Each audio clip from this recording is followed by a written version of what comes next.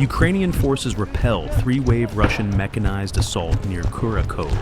Russian commanders deployed 3 separate waves of armor over a 4-hour period on the 7th of April, losing approximately 17 vehicles and 40 personnel, while failing to advance beyond the first Ukrainian minefield. On 7th April, there is interesting news from the Kurakhove direction. Here, the Russians broke the stalemate and conducted a massive surprise assault to break through the Ukrainian defense line. Despite the previous less intense tempo of fighting in the area, Ukrainian troops were well prepared for any scenario and dealt a deadly blow to the enemy armored column.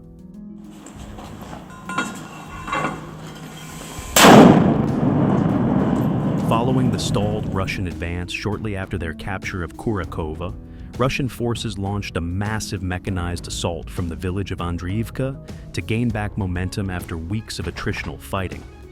With the talk of a possible ceasefire or negotiated freeze of the front line, this offensive was particularly significant for Russian commanders, who are under immense pressure from Russian high command to seize as much territory as possible while they still can. This also aligns with one of Russia's long-standing objectives, to fully capture Donetsk Oblast, as they are already extremely close to the regional border in this sector.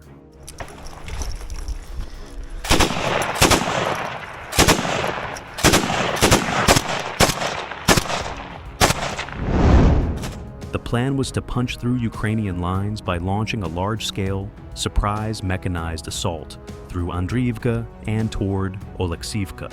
Russian commanders believed that a sudden, overwhelming show of force would catch Ukrainian defenders off guard and trigger a mass withdrawal. This was a stark departure from their recent pattern of small infantry group assaults, which had yielded limited gains due to precise and well-coordinated Ukrainian drone operations.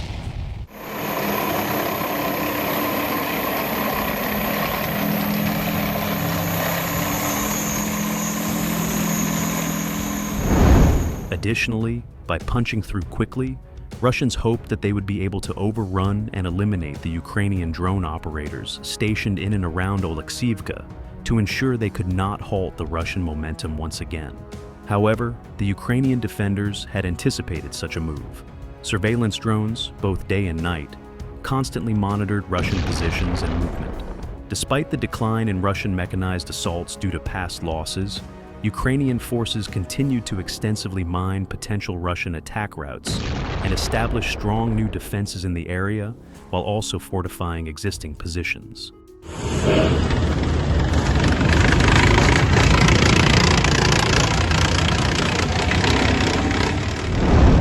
The assault began around 6:30 in the morning. A Russian column composed of approximately 12 armored vehicles, including tanks, infantry fighting vehicles, and a Kamaz truck, advanced through Andriivka and tried to bypass forward Ukrainian positions. However, due to the extensive drone reconnaissance, they were already spotted on the approaches, allowing Ukrainians to prepare to open fire.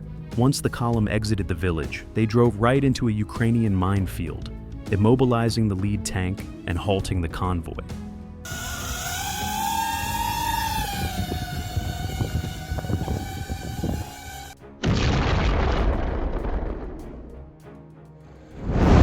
Ukrainian artillery and drone operators immediately unleashed a precise barrage. Cluster munitions covered the area, striking infantry attempting to dismount and flee the blocked-in vehicles, while drones dropped grenades directly into crew compartments and dugouts. This led to a chaotic scene, as Ukrainian forces sent in kamikaze drones to finish off survivors hiding in nearby bushes and already destroyed houses. Within 30 minutes, the entire first wave had been shattered, with 7 vehicles destroyed and 5 more damaged, and with around 40 Russian soldiers either killed or wounded.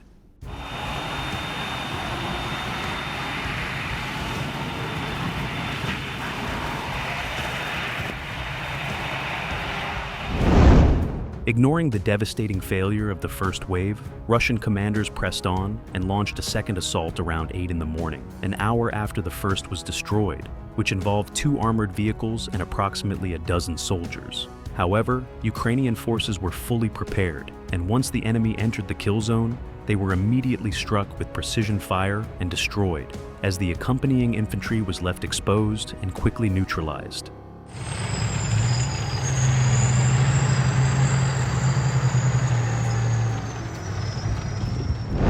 third wave came around 10 in the morning, consisting of 3 armored vehicles that were engaged by Ukrainian drones on the western outskirts of Andriivka and promptly eliminated. Notably, after the Russian spearhead was defeated, the Russian Air Force conducted intense glide bomb strikes on suspected positions of Ukrainian drone operators in the rear.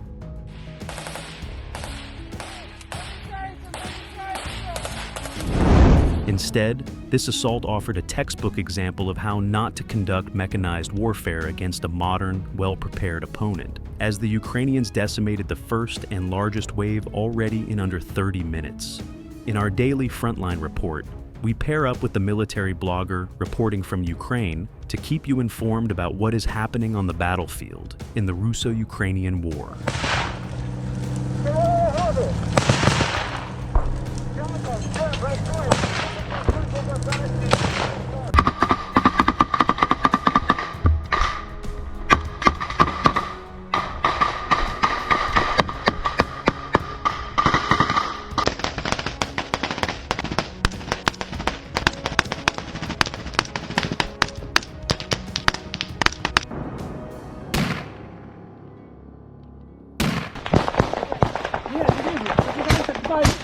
Бодя, блядь, сядь!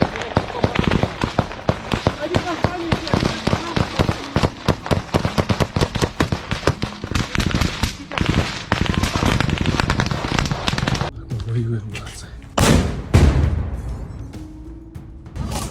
Хорош, еще раз сыпать.